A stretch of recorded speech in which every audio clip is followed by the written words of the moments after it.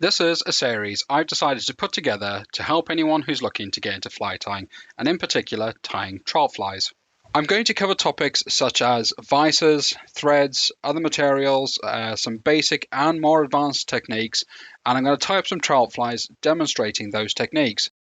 In this first video, Fly Tying for Beginners, I want to talk to you about vices. Now, I'm not going to give you any recommendation on what vice you should buy. Simple as that. Please don't ask. I'm not going to give you any recommendations on what vice to buy. What I can do, however, is talk to you about a couple of different things that you're probably going to be confronted with early on when you start looking at fly tying vices. Now, what I do want to do is just simply point out that a vice's primary objective is to simply hold a hook. That's it. By now, you may have noticed you're more than likely going to be confronted with two common options. One being the kind of buy right or buy once terminology, and the other being the starter kit route.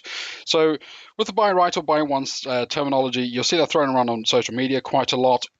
A lot of people like that option. The other one is go down the route of getting yourself a starter kit. Now, I'm not going to tell you which one's better. Unfortunately, there's just too much to take into consideration there.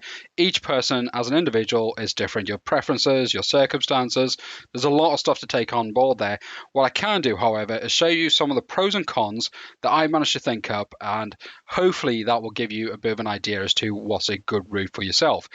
What I would like to point out, though, is if you are going to be getting an expensive vice, ideally get yourself into a shop. Speak to someone in the shop, see what their advice is, have a look at some of the reviews and all that sort of stuff. There's so many reviews nowadays on the internet, and if you can, get yourself into the shop, try it out, see what works, and then have get some expert advice from someone in the shop.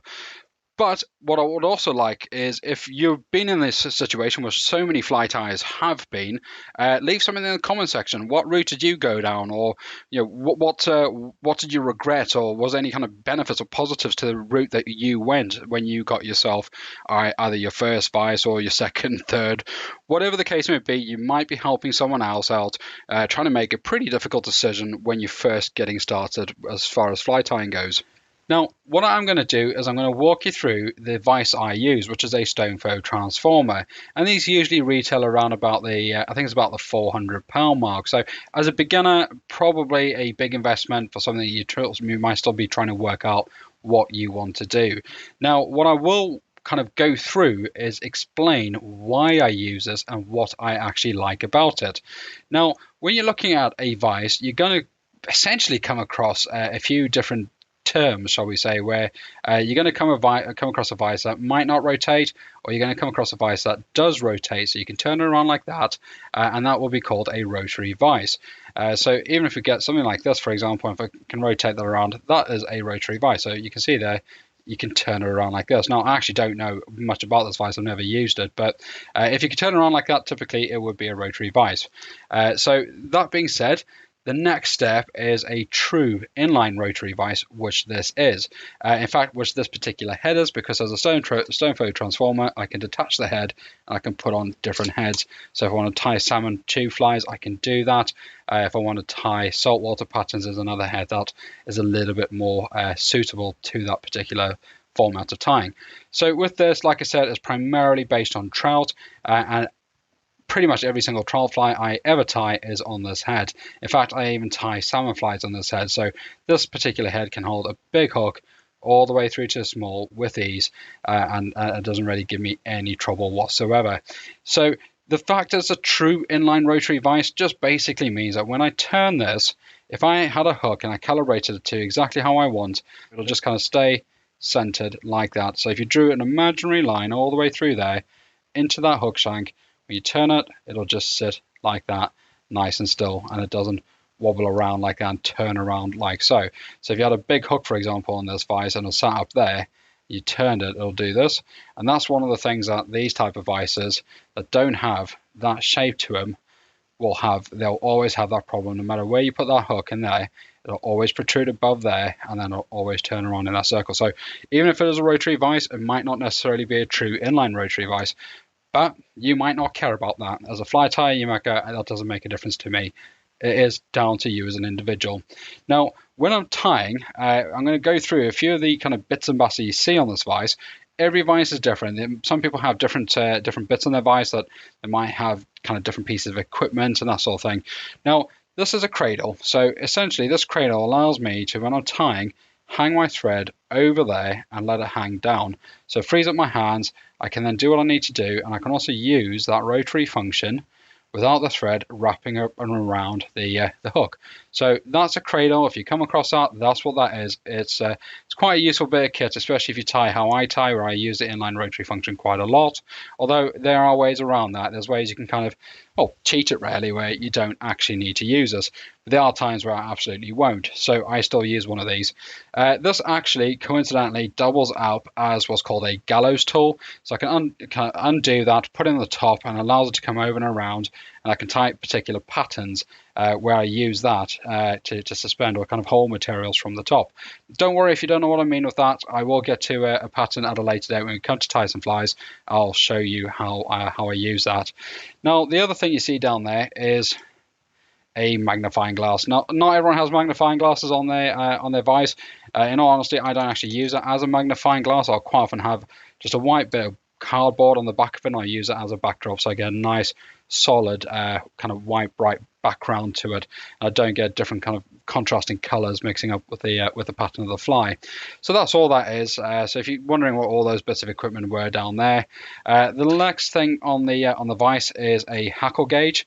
Now, don't worry if you don't know what a hackle is. It's essentially just a feather, and this just allows me to wrap a feather around that, and I can measure out how long the barbs are and then marry that up to a hook size. And I can then marry my hook size up to that. So if you ever get a situation where you get a hook size that's different, that will give you a good baseline to what marries up on there. But don't worry too much about that. I will show you how to use that when we get to it. Now, one thing you might see down there is a little magnet clip that I can put on my waste basket if I need to. So when I'm tying, you can see that's been used quite a lot. When I'm tying, if I need the waste basket, I can use that. I can detach it, just that little magnet piece there, throw away the waste. So if I'm tying with anything that's really messy, I'll definitely start using that. Then going down, you're going to see this kind of base stand. This is a pedestal vise. Now, going back to this other vise I had there, that's not a pedestal vise. That's got a clamp on it. So that clamp just, you can open it up, attach it to your desk, for example, wherever you're tying. Just be a little bit careful because that can mess your wood up. And then you tighten that up, and that will hold the vise in that vertical position, ready for you to tie. So entirely up to you again, depends on what you prefer as a fly tire. I've used both. I've used the clamps, I've used pedestals, and I've probably used a pedestal now, this one for a number of years, to be honest, and I've kind of settled with it, so I'll kind of probably stick to using a pedestal base. Then looking down there, I've got a tool caddy. If I need to, I put some tools in there, but I have my own little kind of makeshift homemade kind of carving out of some wood I found in the yard that I use as my tool caddy. But that's essentially all that is, just allows you to put tools in there. You might see some vices where they have a tool caddy extension coming off the vise itself. So that's kind of everything you see there.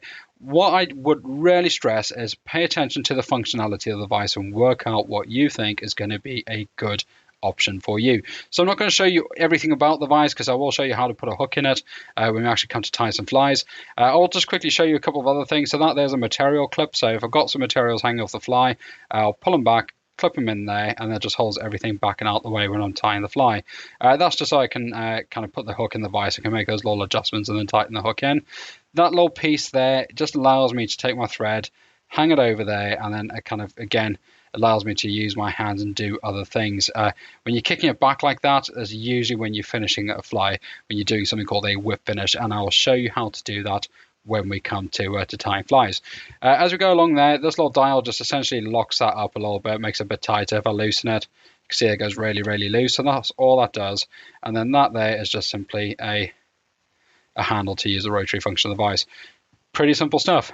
Let's go on to the next video.